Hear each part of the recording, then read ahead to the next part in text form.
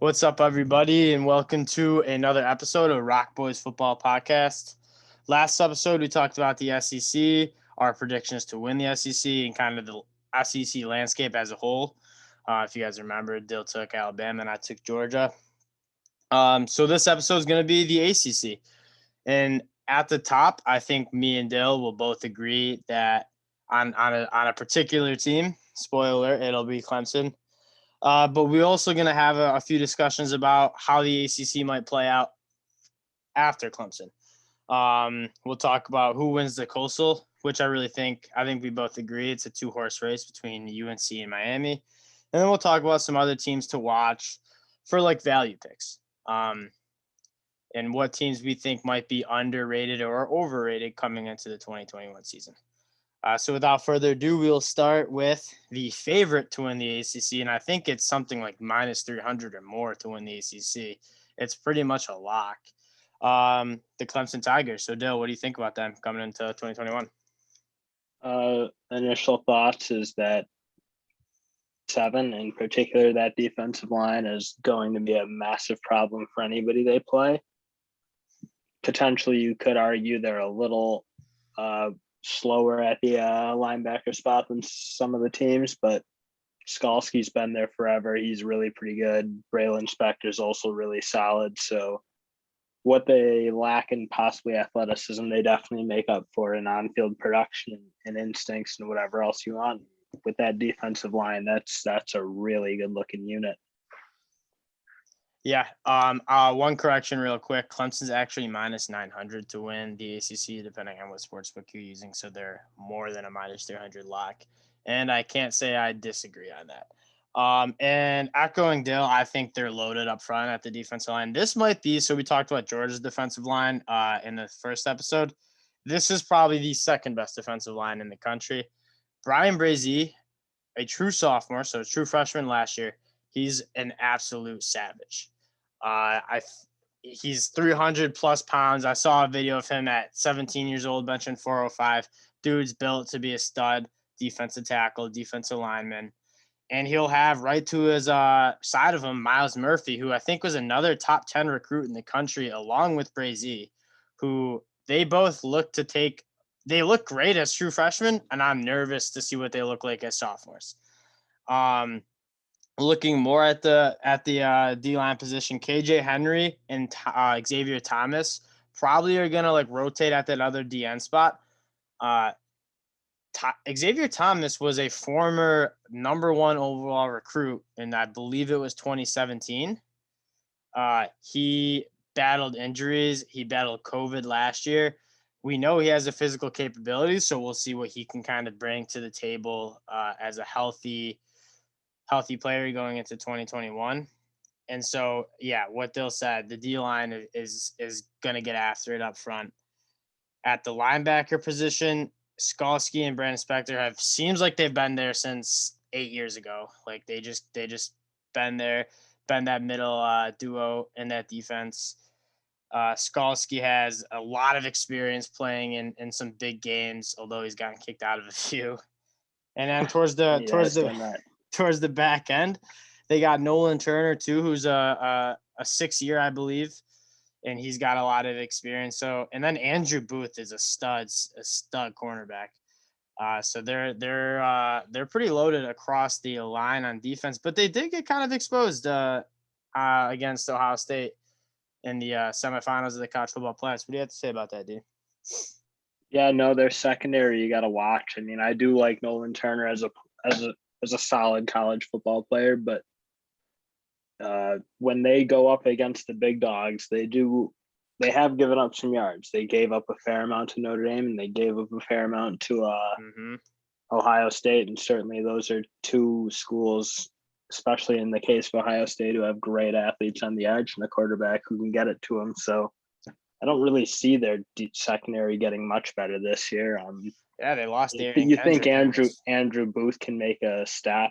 Not that, I mean, the Darian Kendrick loss does hurt, but I feel like he didn't make a big impact on him because Dabo didn't like him. But I don't know. I don't see it getting a ton better, and obviously in this game, you got to be able to play the pass. So that isn't does seem like an area of concern, albeit I don't exactly see a team in the ACC who can expose Yeah, them there. But when we're talking about strictly the ACC, I don't really think any team can match up with them. They're just too athletic. Nobody recruits at the clip Clemson recruits at in the ACC, and so it's just they don't have the athletes, they don't have the experience, they don't have the pedigree. I don't really think any ACC team can push them.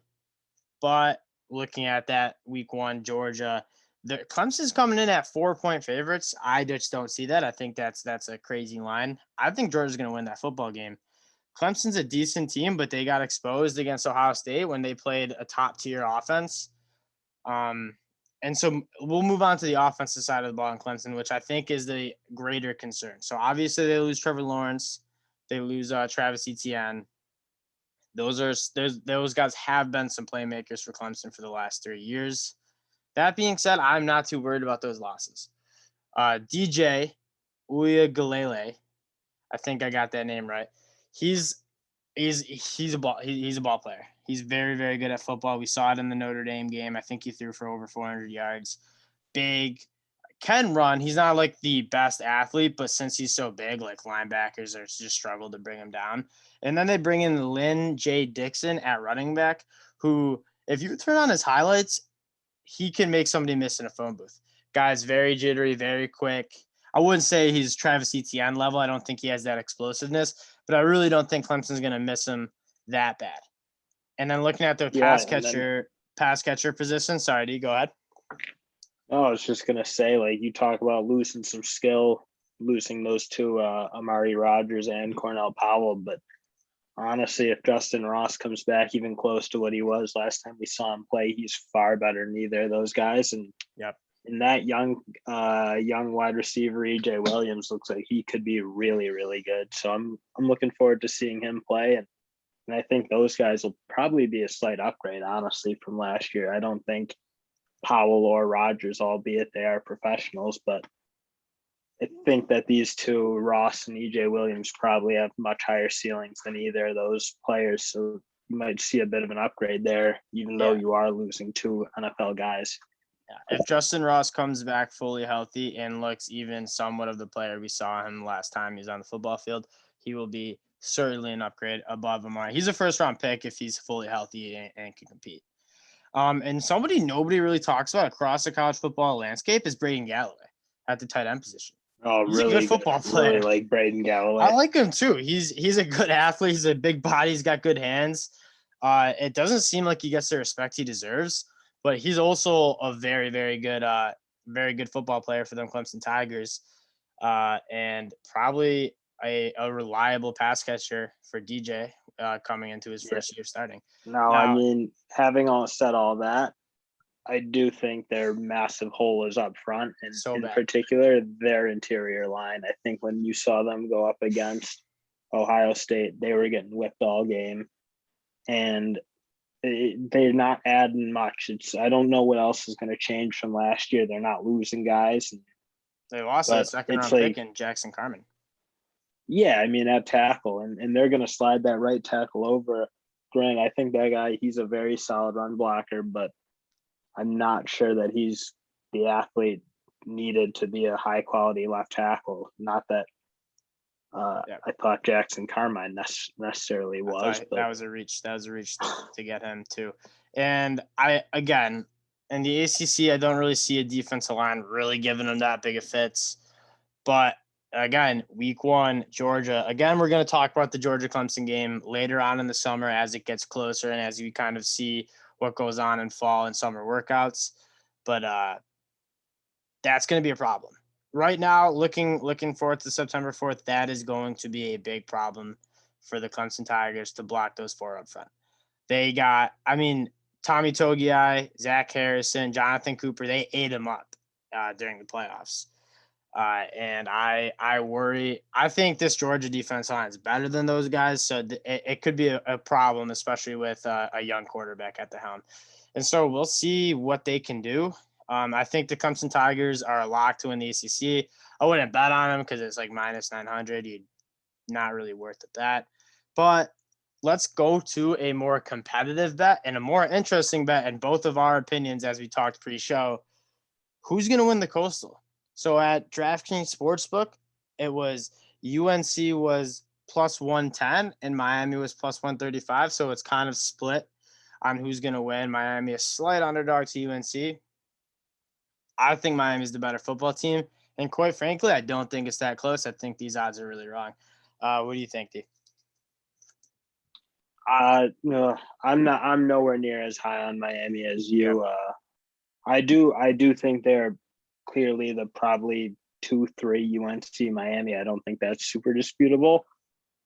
But Miami is yet to really show their ability to go up with the big dogs.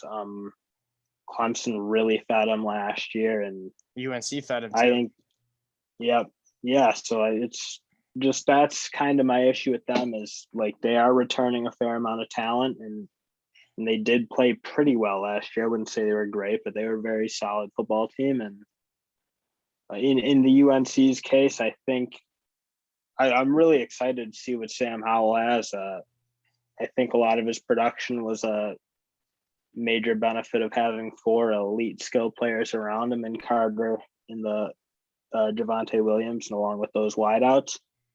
And I don't know that they're really replacing those wideouts at all, and neither are they replacing the running backs, but they are getting their offensive line back. So we'll see. I mean, if Howell's really the Heisman player people hype him up to be, you hope that there's not too much of a loss in production. But I don't know. We'll see. I do think Mac Brown is a far superior coach to Manny Diaz, and he has proven it. And there's no more important coach in all sports than the college football head coach. So I don't know. We'll see. I do think it's super close. My preseason edge is to Miami, but I definitely don't think it's clear cut one way or the other. All right, let me tell you why I think Miami is the team to take. I love this team. I think I loved them last year. They were decent last year. They weren't as good as I thought they were. I mean, I'm going to take Miami to cover 17.5 against Alabama week 1. I think that's a sneaky good game. But here's why I love Miami. One, largely disclaimer, it's depending on whether D'Eriq King can return from that ACL injury that we saw. He tore his ACL in the bowl game against Oklahoma State. All things that I've read say he's on track to return, and I'm excited to see what he can bring as a graduate guy at the helm. And then at the running back position, they got 3 really good running backs. Cameron Harris is probably going to be the bell cow. He's kind of like that big back who gets downhill quickly. He's going to bruise linebackers who are trying to tackle him. And then he's spelled by Donald Chaney, who's that freshman who's just got some explosive speed. And then Jalen Knighton got a few touches and was impressive. Those all 3 running backs, I'm very comfortable in getting the ball to. And then at the offensive line position, Zion Nelson's catapulted himself into a top 10 pick conversation. And then they return all the other 4 starters. So they have 5 guys coming back who've had significant starting experience. And when you look at past Miami teams, they haven't really had problems at the skilled position. They always have good recruits who are decent. What's been that problem has been the quarterback and the offensive line. And this year, that's both shored up, I think. I mean, we have. Well, I don't know. We're talking like the offensive line. Zion Nelson, I don't know where he's slotted as like the top tackle in the country. I mean, he's not really played enough football at a high level to make me convinced that he's in that neighborhood yet. And yeah, their offensive line's coming back, but it wasn't a great unit last year, and they really did have some problems with the good teams. So I don't know, to say they're shirt up there. I think that's very much disputable. That's crazy for you to say. If you look at the stats, they were 2 years ago, they were, I think, 4th to last in the FBS with sacks. They were just like Swiss cheese. It was. I mean, we saw when Miami played Florida, week 1 2 years ago. I mean, the Florida defense just had their way. And Zion Nelson was starting as a true freshman, where he came in that spring. He came in to Miami as a true freshman at 235 pounds. Had to put on like 60 pounds in like 4 or 5 months, which is going to be really hard to do and acclimate your body to. Now we see Zion Nelson, who looks like a grown man savage, And I'm extremely excited to see the next step. So we made a very positive step last year from his true freshman year. And if he continues to make another good step, he's a top 10 pick, and I don't see how you can argue it. And then, I mean, if he makes the step, but it's like you're slotting a guy who's really not been a dominant player in college football at this point, and he's being proclaimed as like the next top tackle in the game. Right. So I don't know. We see that a little think he's different there, but we certainly do. And yeah, again, like that, yeah, they're returning players, but you want to return some talent. I don't know exactly that's what's happening, but I don't know. We'll see what they have this year. They're a much better unit than you're giving them credit to. Moving on, the wide receiver position. They get Charleston Rambo as a transfer from Oklahoma, and he is a stud. You watch him in the spring game, and I think he caught like 8 balls in the spring game. D'Eriq King wasn't starting, obviously, out with that ACL injury, but they were getting the ball from Jake Garcia, that true freshman, who's a stud for one. He'll be good in a couple of years for them. And he's just good. Last year, you watched that team on film, and Mark Pope and Mike Harley and D. Wiggins, they're all speedsters who you can get the ball to, but they're not really possession receivers, so they can stretch the field, but they're not really a receiver who can go up and make a catch over somebody or run clean routes and get open. Charleston Rambo is going to give him that. He's a long body who can run, but he catches contested well and he gets open well.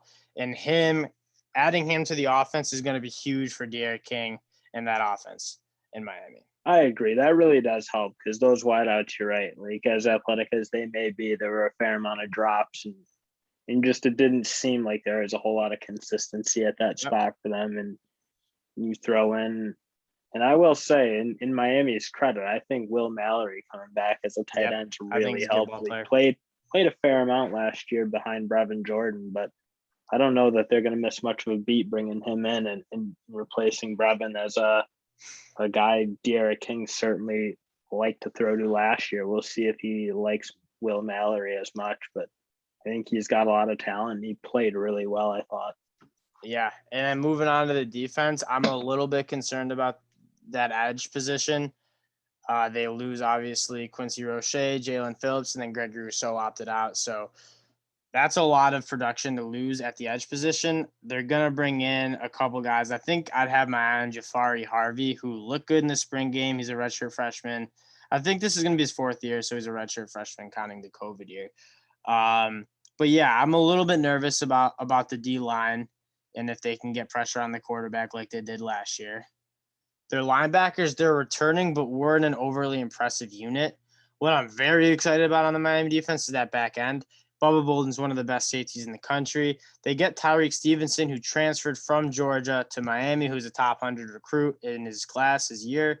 And I think he's going to be a really good player for them. And then they'll get Al Blades back, who is kind of on and off as a starter, and he's also a very good ball player. So they're low. Those 4 guys, 2 safeties, 2 cornerbacks. So throw in Gervin Hall Jr. That's a good unit. That's probably the best unit in the ACC, even better than Clemson, talent-wise. But, yeah, I do worry about that front 7. I do worry about teams running the ball on them, and I do worry about the pass rush. All in all, I think Miami, I'm excited for their offense. I'm excited to see D'Eriq King back on the field, and I think that defense is pretty solid. Yeah, and just on a matchup question, I think you'd rather have a better secondary playing a UNC squad than very good point than a front 7 because really the ball is going to be in Sam Howell's court, and really he's going to be that driver, and they really don't have a ton of talent around them. So, yeah, I guess on a matchup front that does somewhat favor Miami. Yeah, I agree. So let's move on while we're on UNC. Let's move on to them, talk a little bit about them, and then we'll kind of give that matchup breakdown. Obviously, they'll talk about Sam Howell, Heisman contender, probably going to be a top 5 pick in the 2022 NFL draft. That being said, I have my concerns about him. I think we saw Sam Howell really successfully move the ball, and I think largely it was dependent on the playmakers around him. Javonte Williams arguably was the best running back in the country last year. I know he was the 3rd running back taken, but a lot of people had him on. I think PFF had him 1. Michael Carter was one of the most underrated running backs in the country. He was also a stud. So both of those guys ran for over 1,000 yards. And then you throw in Diami Brown and Daz Newsome, who both one caught for 1,000, one caught for 700. So total, those 4 players accounted for 4,000 plus offensive yards last year. And so what they'll pose the question, can Sam Howell do that, put up those numbers with new guys in the room? My major concern on the Howell front is, and I have no real statistical evidence of this, but it seems from watching him, a lot of his production was coming off of 50-plus yard touchdowns on flies to those 2 players, and it's extremely hard to replace what Diami Brown and Daz Newsome brought, because both of them could fly, both of them could track the ball in the air, and both of them could make catches deep down the field. So, yep. I mean, it's interesting. I don't know. Howell did have it seemed like some struggles playing just a consistent, short, like Tom Brady style offense where you're getting the ball out quick and you're less relying on big plays. So it does seem like this year he's going to have to do it. Now, I do like that he's a bit of a good athlete back there. That definitely will help, and he does throw the ball on the run and extend plays. So I don't know. I think he does have the talent. He's got the big arm, and hopefully he can up the accuracy in the short mid-range game, because I definitely think he's going to need to. But yeah, I don't know. As playing as young as he is, he's played really well. So I don't think you necessarily write him off. Yeah, I don't mean to write him off. Guy. I guess I should phrase it as I'm exercising some questions regarding his ability to move the ball without those 4. And worth noting really quick, Bo Corrales, he missed most of the season last year, but on 2019 film, he flashed. I mean, he's like a big wideout. I mean, I see him more as a tight end, but he's a big wideout. Doesn't move the best, but he's a big target, big catch radius, and can catch contested balls.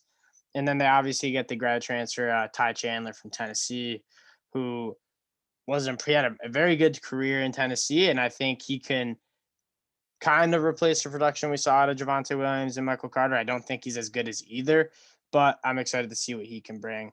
Moving on to the defensive side of the ball, they lose I was going to call him Sage Surratt. They lose Chaz Surratt, Sage's brother, who I think had 100 tackles last year. He was a good ball player for them.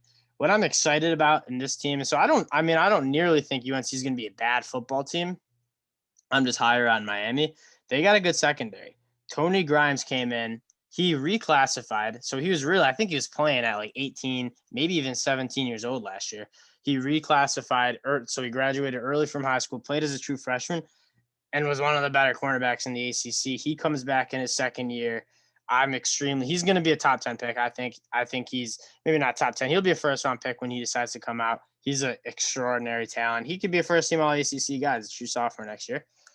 Grimes can really play. I'm with you on that. And on the other side, I think Storm Duck can play too. I don't know that he has quite the upside of a Tony Grimes, but he's really a pretty solid player for them. So when you have 2 corners who can play one-on-one and not necessarily just shut guys down. I don't want to hype them up like that, but can be really dependable players on the outside.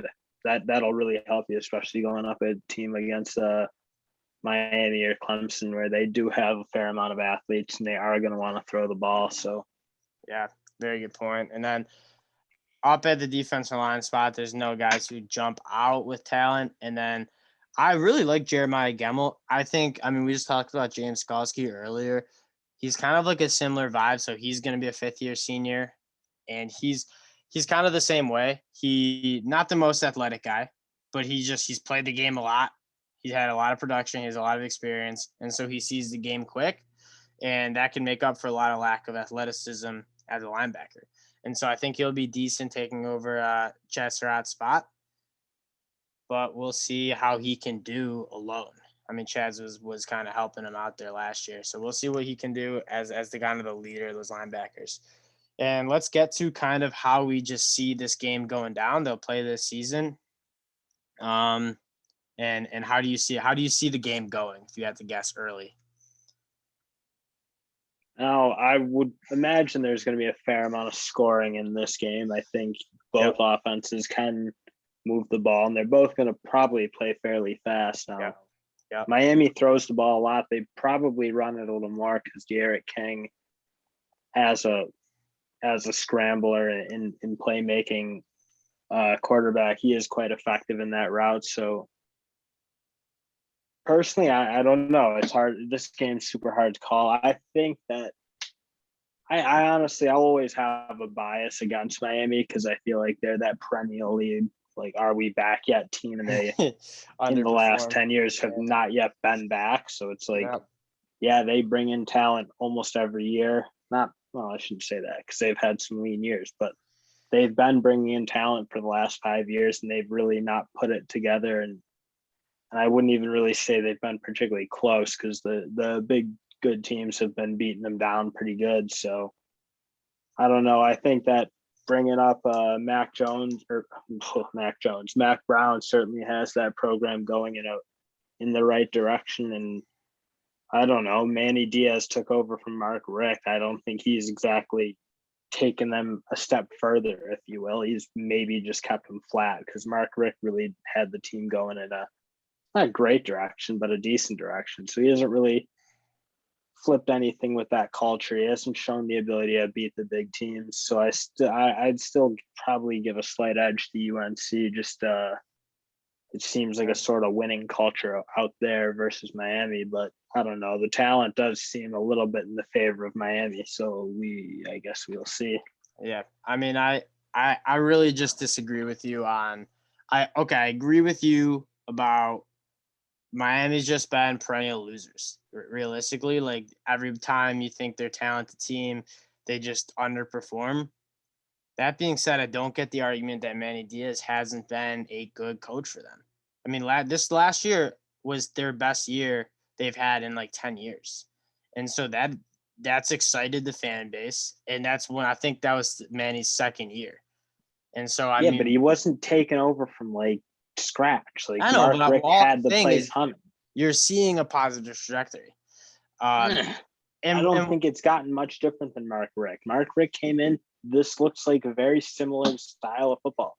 Yeah. Besides, I think you'll be Mark wrong. Richt had a couple years where you're just kind of like stuck in the past, and you the same thing with Georgia too. Last episode, they're going to be back because they haven't been good. They haven't been able to win big games.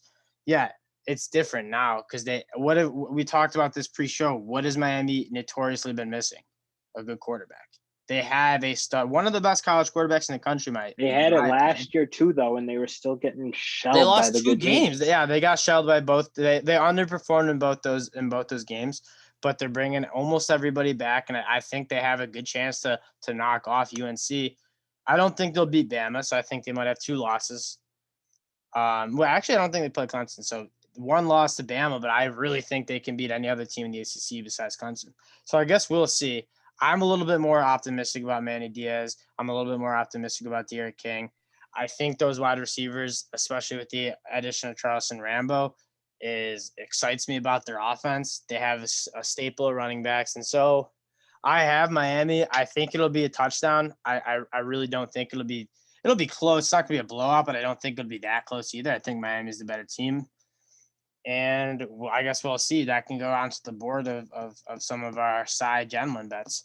And so I'd also like to add, like on the UNC side, like, yeah, they're losing some talent, but they did bring in a recruiting class. I think last year it was. Yep, that is like kind of SEC caliber, like top end SEC class. So yeah, they're losing some guys, but that's by far the best they've recruited in the last probably 20 years. And I agree. So they're going to have some talent. Mac Brown is, I mean, whether you think Manny Diaz is particularly good or God, I'm not convinced yet. You obviously are, but Mac Brown has had a much better track record than Manny Diaz.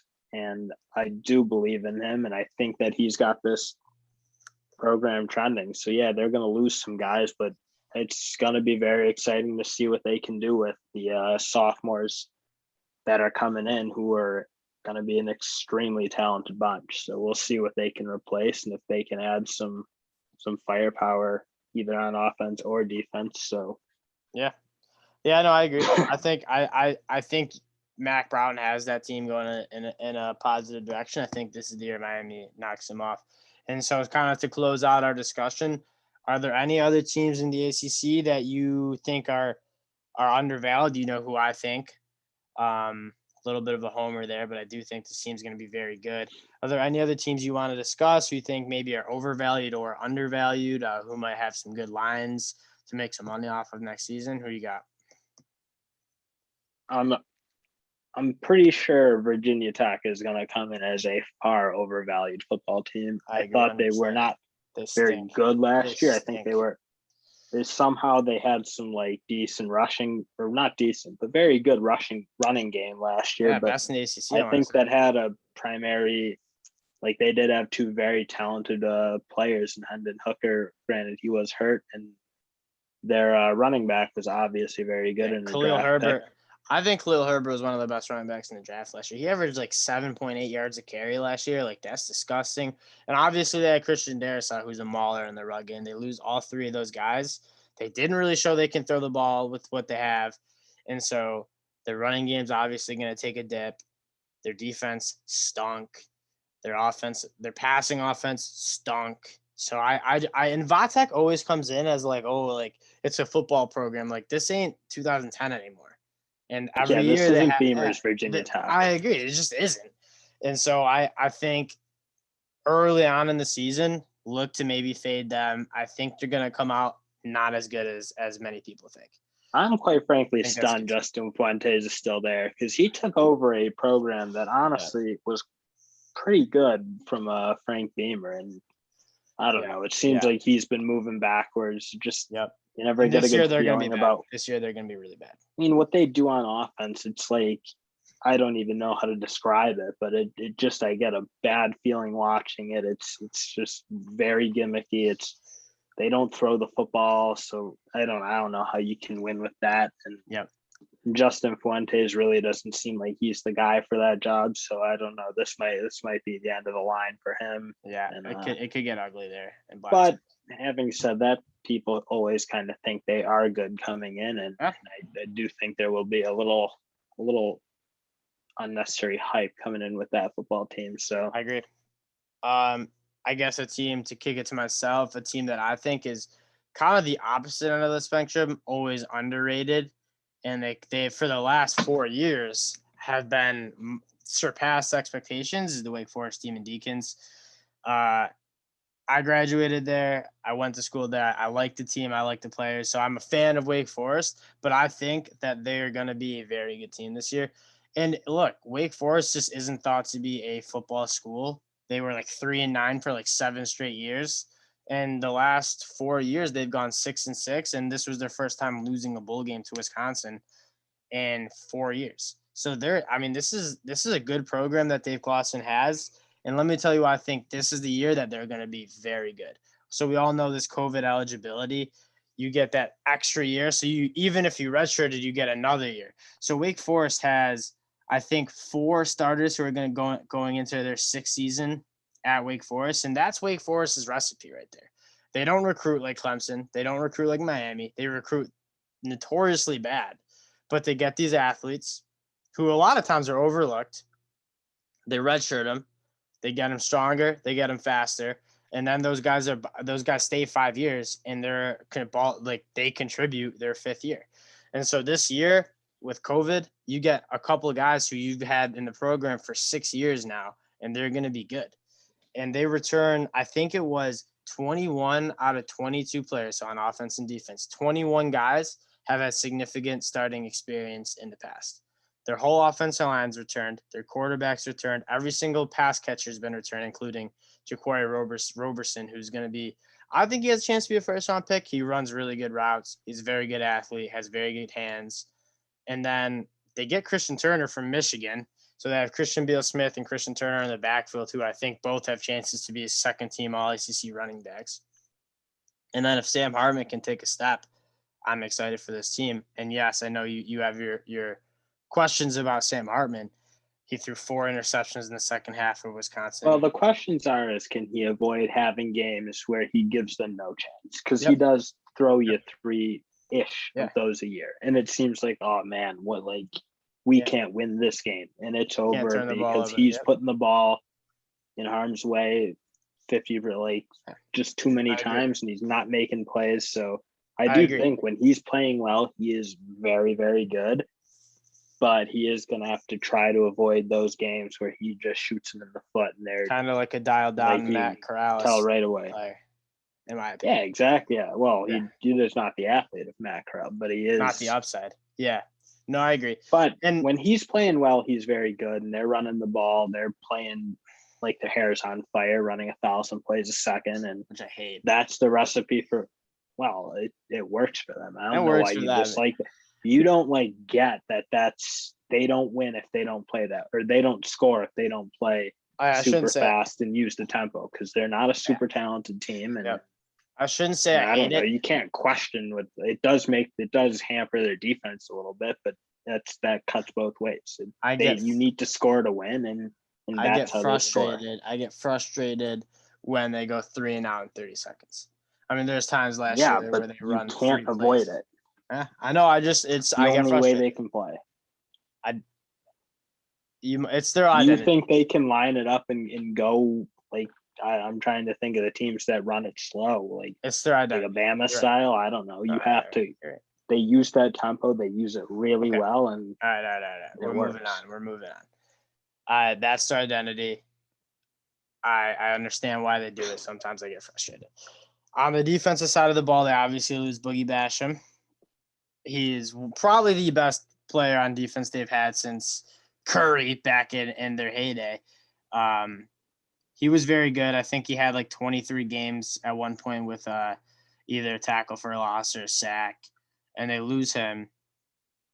And they lose Jaquez Williams, who led the team in tackles last year at the linebacker spot, who decided to transfer out after having a pretty solid season for the Deeks. That being said, it's a solid season, but they can reply. I feel like his play was in some ways like he did make some tackles, but he wasn't. I don't know, he never got vibes that he was really dominating games. No, so he's a replaceable piece. And I think I do think that linebacker core has a lot of questions, and I don't think it was good enough last year, and I don't know. We'll see if they can make some steps, but that'll be a huge issue if they can't, because teams like Louisville and UNC, when they got going on the run game, it looked really bad and really uncontrollable for Wake. So we'll see if they can get better there. But they basically what it is they're going to kick Luke Masterson, who's one of those 6-year guys I was talking about. They're going to kick him down to linebacker. They have another guy at Rover, which is kind of like a nickel linebacker, who's another 6-year. And then at the middle spot, they'll play like Ryan Schmenda is probably going to start there. They have AJ Williams. They have Chase Monroe, Chase Monroe is he was, I think, a high 3-star recruit, which is pretty darn good for Wake. But that's the point of the ball where they have question marks. At the D-line spot, they got Miles Fox, who's coming back for a 7th year of football. His first forward at Old Dominion, last year at Wake. He was a first-team All-ACC guy last year. He was their best defensive lineman last year. He was better than Boogie last year. He was tremendous. And then I agree with you. Big fan of Wake Forest's D-line. I think they have 3-4 guys who are very similar players, like shorter, squattier, but very disruptive and very hard to move. So at that D tackle spot, because they got Suleiman Kamara and Tyler Williams. And they all look like the same player. And if you can roll 4 deep there, that's a powerful weapon. We talk about it on the podcast all the time. Those big dogs up front, you got to have depth there, because they can't play 80 snaps a game, especially when you're Wake Forest and you're playing a lot of snaps a game. They can't do it. You got to have guys that you can cycle in, have fresh legs out there, and Wake certainly has it this year. At the DN spots, Rondell Brathwaite is going to come. He tore his ACL. He was originally D tackle, tore his ACL, lost some weight. He's going to kick outside to the end spot. They have Ja'Cory Johns, who I'm really excited about. They just saw a picture of him lifting weights the other day. He looks like a freaking savage. So their D lines, I'm really excited about. And then that secondary, I think, is going to be really dang good. Jasur Taylor at one of the cornerback spots is a 5th-year guy he's been starting since his true freshman year, on and off, but he's been solid. I think he underperformed last year, and I hope he can kind of get back on the saddle and be a lockdown cornerback for us this year. And then Kalen Carson was a true freshman last year who at the end of the season was playing like one of the best corners in the ACC. Yeah, he was like, that's a rare sight for Wake to roll out a freshman who looks like he can really play. So I'm also very excited about Carson. I thought he looked very good last year. And then at the safety spot, Nishiger, who me and Dale both love, just hasn't really been healthy last year. If he's healthy this year, we both love this kid whenever he plays. He has good instincts. He hits really hard. He plays the ball really well. He's got good range back there. And then at the other safety spot, we obviously lose Trey Record, Oklahoma State, who hurts. I really liked him. And then Nick Anderson's there, who I think is going to start. I get he flashed. He had 3 interceptions against Virginia. I think he's a third-team All-ACC guy.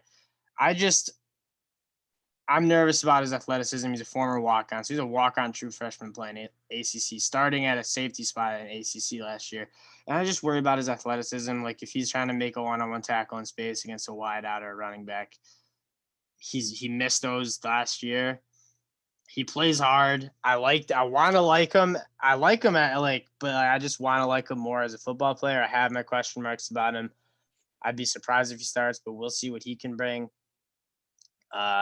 And so, yeah, I think this team, listen, Vegas, the bookmakers, they hate Wake Forest. Every year they fade them. They think they're going to be terrible. And every year Dave Clawson comes in and every year for the last 4 or 5 years comes in and puts out a team that overperforms every year.